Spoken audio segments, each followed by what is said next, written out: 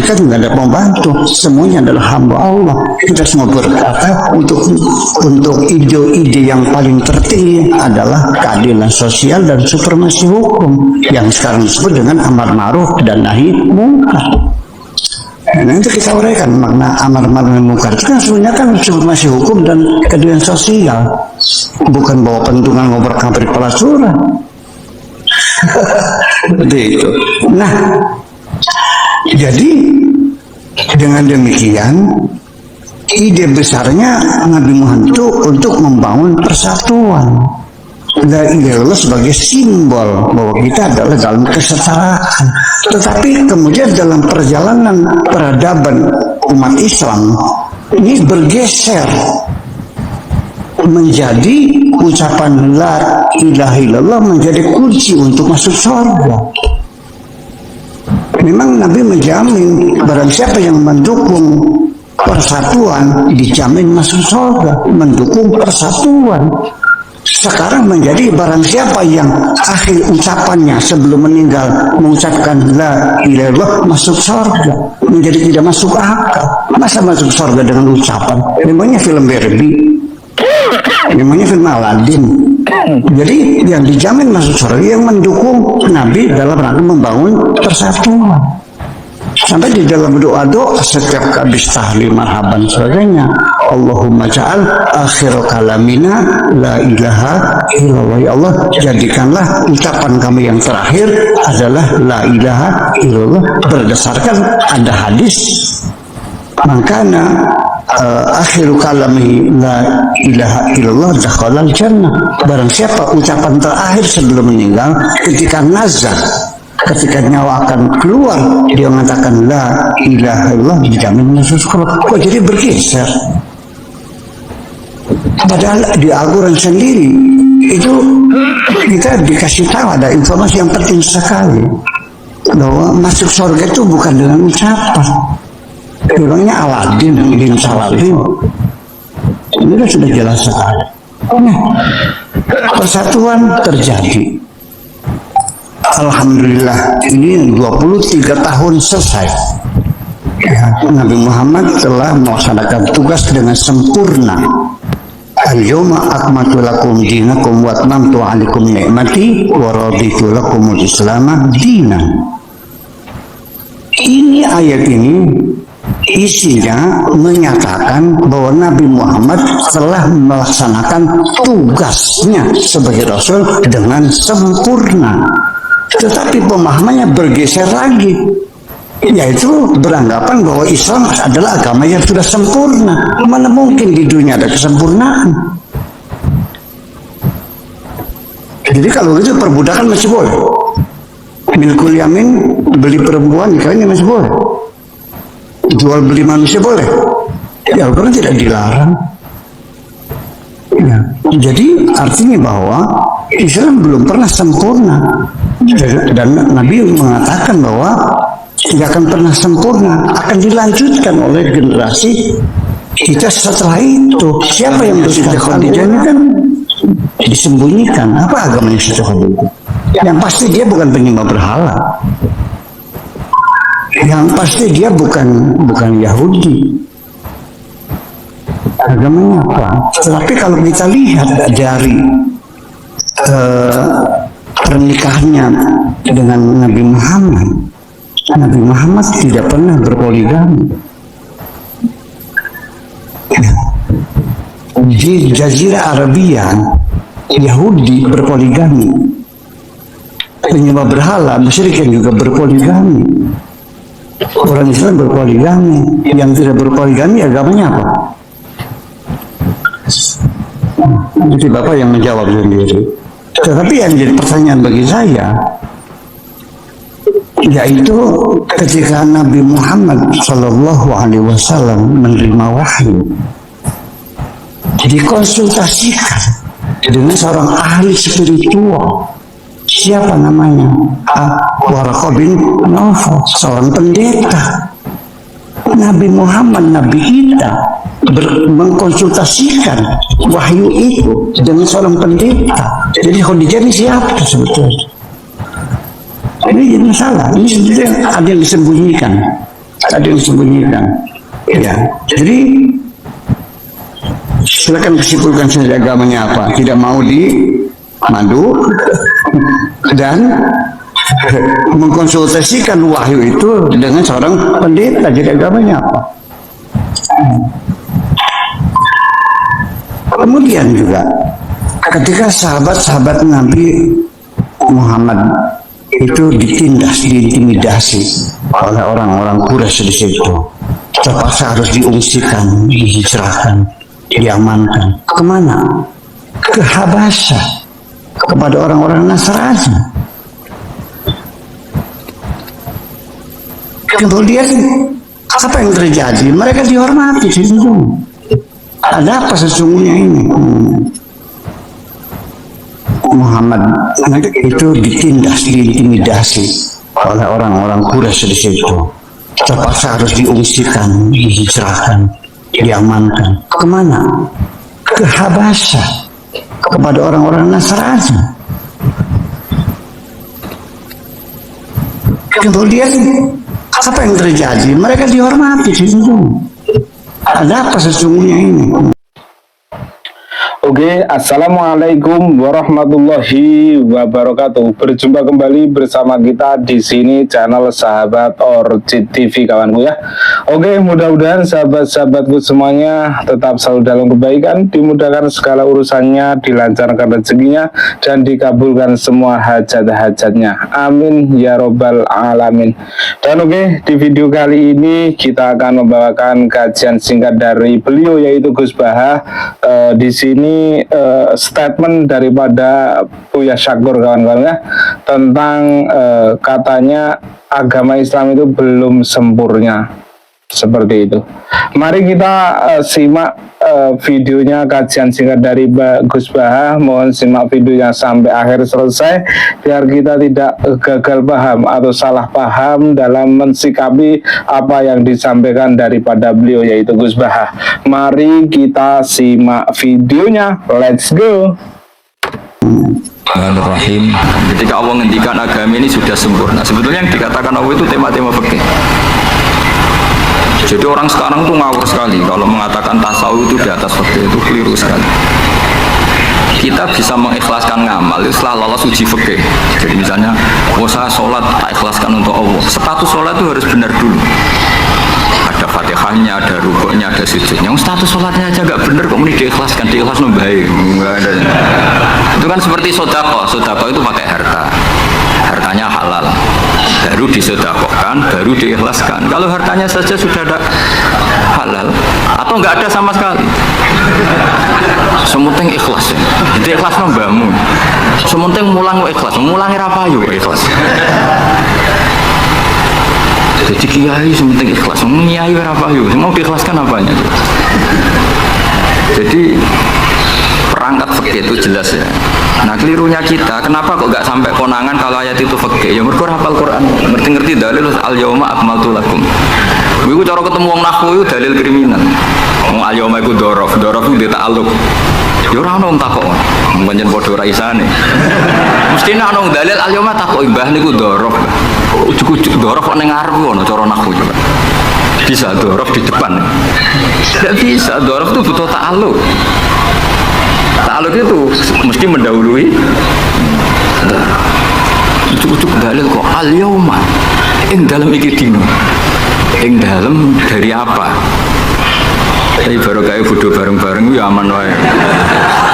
Mane bodoh kan seneng dengan bodoh. Karena itu mau seneng. Ya, misalnya sampean goblok ya dalil subhanaka ma khalaqta hadza batila. Sesuatu yang ada pasti semuanya ada gunanya. Karena Allah ngendikan ma khalaqta hadza, semua pasti ada hikmahnya. Kan kalau belum bodoh ya rawani ngenyek, sebab ono hikmah. Nah, pertanyaannya itu begini, andaikan orang itu dalil dari awal, hurrimat alaikumul maitatu, diharamkan kepada kalian bangkai. Terus wal mauqudatu wal mutarad diyatu wan natihatu wa ma akalas sabu illa ma zakaitum wa ma zubiha 'alan nusubi wa antastaqsimu bil asam. Itu tentang fikih semua. Setelah fikih selesai, Allah ngendikan gini, al-yauma ya'isal ladzina kafaru min dinikum fala takhshawhum wakhshaw. Itu ayat favorit saya. Allah ngendikan al-yauma ing dalem iki dina ya Isa wis dadi putus asa. Ya Isa itu fi'il madhi. Ya memang yaknya itu ya balungan kalimat. Ya Isa ya asu. Al-yauma ing dalem iki dina ya Isa putus asa. Sapa alladzina kafaru wong kafir. Min dinikum saking ngotak-ngatik agama sira kabeh. Hari ini orang kafir sudah putus asa mau membuli Islam. Karena argumentasi Islam itu sudah terang benderang. Ketika agama lain masih berdebat tentang teologi ketuhanan, Islam terus bakas hukum sing sampai ke halal haram. Jadi ibarat orang bangun rumah, orang lain baru bikin pondasi, Islam itu rumahnya sudah jadi. Terus bakas bonsai, terus bakas aksesoris. Halal haram makruh khilaful. Agama lain masih bakas pengiran itu sopot. Telu apa siji? Nak telu itu sing anake sapa, sing bapake sapa cek diskusi. Islam wis bakas, KRT, KRW pokoknya sudah detail. Kiai alternatif, kiai tenan, kiai debutan, sudah lengkap gitu. Jadi kamane sing sitok cek bakas pokok Islam wis bakas detail. Makanya Allah begitu bangga ngendikan kitabun uhkimat. Ayatuhu summa fusilat. Fusilat itu ditafsir. Ibarat rumah itu sudah detail. Pintu sebaiknya di mana, tempat kembang di mana, tempat WC sebaiknya di mana. Itu sudah detail. Wong itu nganti ngomong detail itu bukti makmur. Kowe lagi sugih anyaran. Duwe mobil gue seneng asal mobil. Gak mikir aksesoris, gak mikir. Bensin tas solar wis ra mikir. Di mobil alhamdulillah. Pokoknya takokane rime belum ta ora ngono. Tapi kalau sudah mapan itu sudah rewel, sudah detail. Bakasan esmetik sama manual itu baik mana. Sudah detail. Nah, Islam datang itu sudah detail sampai ngendikan halal. Maka ketika agama ini disempurnakan itu maknanya adalah ahkamul halal wal haram. Makanya Allah ngendikan al-yauma akmaltu lakum dinakum. Itu mesti masailul halal wal haram. Sama tak ceritanya, agama lain itu tidak punya konsep tolak. Ya kalau kawin ya harus selamanya. Nah, Islam itu detail. Saking detailnya kadang ya untuk saya naik. Tapi bang baru kayak bodoh, alhamdulillah dan kalau syukur. Mau sampai nes bodoh lah serapok. Wong sampai pinter-pinter wong cara pangeran ya tetap bodoh. Jadi aku muni bodoh kalimatu madkhin ora kalimatu dhammin pancen wis. Nah, kalau niku ngelam kiai yo biasa, ngritik yo biasa, paling hukum kuwi ora penting, yang penting hukumnya Allah Subhanahu wa taala. Sampeyan tak bedhei. Kawin cara Islam itu saking detail. Nak mbok rungokno yo ono ngawur, tapi ngawur sing ilmiah. Saya aku ngawekno hamdan uzawi juga alama amaraka wa bihi min imsakin bi ma'ruf au tasrihim bis. Jajal mbok rungokno wong-wong ora bodho, ora mangkel kalimat iki. Jong kowe tak kawekno. Ya nak tepak ya terus, nak tepak ya pegatan. Itu kan artinya kan uzawi juga alama amaraka wa bihi. Kamu tak kawinkan sesuai perintahnya Allah, yaitu pilihannya hanya dua, min imsakin bi ma'ruf, nak masalah dia terus, au tasrihim. Nak tepak ya pegatan. Tapi nak terus ya sing apik, nak pegatan. Sing apik, pegatan apik ya orang bawa dunia, orang ngetan dunia wis pegatan. Coba ora habis ngetan dunyane mertua lagi pegatan elek. Itu coba andekan itu orang paham semua. Mesti kan ngurung-ngurung kok sebakas. Tapi baru kaya ra paham. Amin amin. Berarti betapa barokahnya kebodohan ini. Kok kowe nyesal lu lha opo barokah ngono gitu. Coba umumnya kiai kalau ngangkatkan gimana? Seperti tadi kan. Coba saya artikan uzawiju ngawekno ingsun ka ing sira. Alama sesuai ngatasi perkara. Amaro kang perintah ka ing sira sapa Allah. Oke tak kawekno jangan sesuai aturan sing ditanamkan Allah, sing diajarkan Allah. Yaitu min imsakim yaitu ngeker kelan apik mesti nikah terus au tasrihin to megat engko nak megat yo ya tasrih biasa kira-kira nak dadi manten sugih ya pegatan tapi aja ngetekno donyane sik. Nah karena Quran itu ilmiah. Ilmiahnya apa? Potensinya orang kawin hanya dua itu kalau enggak Oke kawanku, jangan cuma berhenti di sini, kita rampungkan atau selesaikan videonya sampai akhir selesai biar kita tidak gagal paham. Karena kata Gus Bahah, ngaji kuwi penting kawan-kawan ya, ngaji kuwi penting. Maka dari itu mari kita rampungkan videonya sampai akhir selesai. Mari kita lanjutkan videonya. Terus ya gegatan daripada kaget di belakang, udah diomongkan dulu di depan. Di mana-mana ilmiah itu kan gitu kan. Kalau kita mau pergi ke Jakarta, kita sebagai supir yang baik, pinten jam? 4 jam misalnya. Tapi kalau ada macet ya 6 jam. Tapi kalau ada kejadian di luar duga ya 3 hari. Itu ilmiah, sesuatunya di kayak militer itu loh. Alternatif A, ada alternatif B, alternatif C. Pilot ya gitu. Otomatis kalau nggak bisa manual, semuanya ada alternatif. Kawinnya gitu. Mau orang pegatan sebagai alternatif. Nggak ada gitu maksudnya. Wah, seneng kamu nafsiri sing salah. Terus ikut jadi kiai ngoten. Kon bolak-balik jam pamit tiang Jogja nopo tiang Jakarta tiang Surabaya. Terus kalau tak nulis buku jenengan. Ya tapi tetap bukumu sing nafsiri kowe ora aku. Resiko jadi wong top, wong do nafsiri dhewe-dhewe. Aku kadang ngono, aku sing ngomongnya ra tau di pikiran ngono. Kok sing nafsiri pikiran ngono, iku sing bulet temen nafsir. Tapi itu resiko, emang apa? Jadi wong alim gak wong ayu. Wong ayu ketemu Hamdani guyu. Hamdani nafsiri seneng, sing wong ayune bocah kok lucune ngono. Wong alim ya. Kalau kadang didudono tiang-tiang, Gus ini ada buku tentang jenengannya, ada WA tentang jenengan. Lu aku sing duwe awak ora di pikiran ngono kok sing nafsiri tok ndi ku piye. Tangan-tangan juga wong ayu ngono. Wong ayu senyum. Sing disenyumi nafsiri apa? Senang. Sing ayu nganggepe lucu. Tak anggap wong latihan. Wong sing nulis tentang kula sing ora bener tak anggap wong latihan urip ngono wis ora. Tapi itu memang mau tidak mau.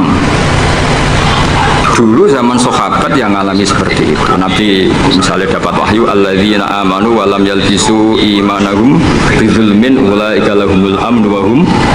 Orang yang iman kemudian imannya enggak tercampuri sama kezaliman sama sekali. Karena pakai nakirah. Iman yang tanpa zalim sama sekali itulah yang aman. Ulaika lahumul amnu. Sahabat punya tafsir sendiri. Karena pikiran mainstream di sahabat, zalim itu waktu syak fi ghairi mahalli. Meletakkan sesuatu yang tidak pada maka mereka bilang ayuna lam yazlim nafsah. Wah kalau iman syaratnya gitu ya berat ya Rasulullah. Siapa sih yang nggak pernah zalim? Terus Nabi ngendikan laisa huwa kama ta'nun. Sebagian riwayat laisa huwa kama taqulun. Oh itu tidak yang seperti kamu bayangkan. Alam tasma qaulallahi ta'ala, yaitu dawin Luqman Hakim, la tusyrik billah inna syirka la zulmun adzim. Enggak, maksudnya bukan dolim batu syak fi ghairi mahal ya, tapi apa? Syirik. Jadi berarti maknanya gimana? Orang yang iman dan kemudian dalam iman itu tidak melakukan syirik sama sekali. Itu artinya kan sahabat punya tafsir yang beda dengan yang membawa Quran. Untung zaman itu ada Nabi diklarifikasi. Nah, saya ini masalahnya penulis-penulis tentang kiai atau klarifikasi. Lu pinter timbang kiai ini. Bingung kan? Itu dulu zaman orang soleh semua. Zaman orang soleh semua. Mencintai perempuan itu baik. Karena maknanya cinta itu orang demenan. Saya ulang lagi, maknanya cinta itu tidak demenan.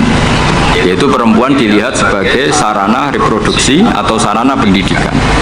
Karena kita tahu pertama kali anak-anak dapat ilmu dari siapa? Ibu. Ibu itu seorang perempuan. Jika bilang perempuan itu orang kok bayang wong wedok sing semua sing menarik enggak. Ya perempuan saja. Bisa ibu, bisa guru madrasah, bisa apa saja. Tapi era wong ra saleh muni kiai itu harus mencintai perempuan. Itu anggap ajaran sesat ya. Karena mesti konotasinya urusan apa? Syahwat. Paham terus nggak maksudnya? Seneng dunia kayak ngoten. Zaman sahabat, banyak sahabat sing seneng dunia. Tapi wong soleh senengnya dunia itu gue perangkat kebaikan. Wong syarat jihad wajah itu bi amwalikum. Sehingga wong darani seneng dunia itu ora ep. Wong perangkat Gitu juga senang perempuan. Dulu itu nggak F, karena bayangnya perempuan itu kalau cantik ya dinikahin, kalau tidak cantik ya ibu atau guru, semuanya ini perangkat kebaikan. Tapi sekarang bilang perempuan itu konotasinya apa coba? Urusan siapa? Sehingga dulu itu nggak masalah, misalnya Nabi ngendikan wa hubbiba ilayya min dunyakum at-tibbu wan nisa. Karena orang masih waras semua, jadi itu nggak melahirkan salah tafsir. Padahal Nabi jelas ngendikan ada 3 hal yang saya ditakdir dicintakan, 3 hal itu. Yang 2 itu at-tibbu wan nisa, pewangian dan perempuan. Ini dengan makna yang apa? Positif. Karena kalau perempuan nggak dididik, coba anak kamu pertama tahu kebaikan lewat siapa? Ibu itu perempuan apa lelaki? Perempuan. Jadi dulu makna perempuan itu udah harus urusan. Nah, tapi kalau sekarang sama ngomong itu, orang nafsir kan macam-macam. Tapi itu sudah, itu resiko. Yang jelas kalau minta seminta-mintanya nafsiri Quran, hadis, nafsiri ulama itu jangan nganggo utekmu dhewe. Nganggo prosedur sing dikuasai perangkat itu oleh ulama. Makanya kalau masalah Quran sampai Kanjeng Nabi keras, man fassarul Quran bi ra'yihi falyatabwa maqadahu. Orang yang menafsirkan Quran dengan otaknya sendiri, maka sama juga pesan 1 tiket ke neraka. Tapi kalau nafsirkan ulama salah, saya naik dewi urung pati neraka. Cuma ya rondo-rondo ngawur, tapi kan gak mungkin diancam neraka, kiai ora pangeran. Tapi ini saya cerita ya, betapa susahnya kita sebagai ulama. Karena kita harus membiasakan bahasanya ulama dulu, karena itu satu-satunya cara untuk menetapkan tradisi dulu. Dengan zaman yang sudah rubah, ya, dengan zaman yang sudah rubah. Ya tapi mau tidak mau. Saya beri contoh kecil misalnya tadi. Dulu sahabat itu biasa bahasakan tadi. Saya ini suka perempuan. Karena ya memang zinal linnasi hubbus syahwati minan. Tapi maknanya suka itu ya kalau suka dinikah ya dinikah, tidak dimenang, tidak pacaran. Kalau suka perempuan dengan mana ibu ya di rumah yang baik. Kalau suka perempuan dengan mana ustazah ya diberi hak fasilitas ngajar. Semuanya itu konotasinya positif.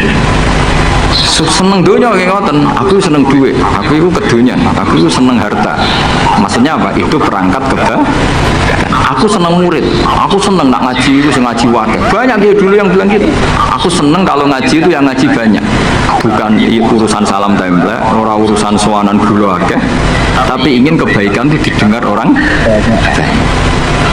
Tapi kalau sekarang, gue jadi kiai mendingan, aku seneng santri akeh, mesti uang oleh nafsiri. Iya, bensin salam template.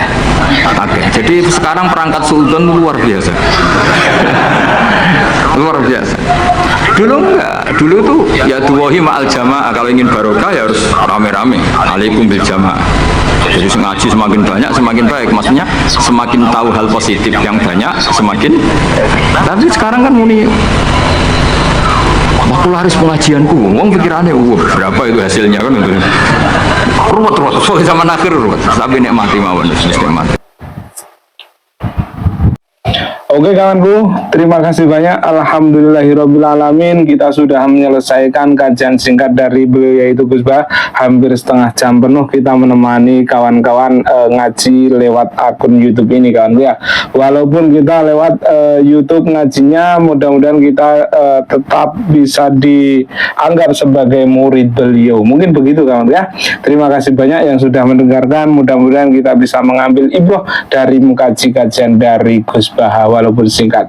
Mungkin begitu. Terima kasih banyak kawan-kawanku semuanya yang sudah gabung di sini. Jangan lupa like and subscribe dan nyalakan tombol notifikasinya biar kita tidak ketinggalan video-video terbaru dari channel ini kawan ya. Terima kasih banyak. Wassalamualaikum warahmatullahi wabarakatuh. Bye bye.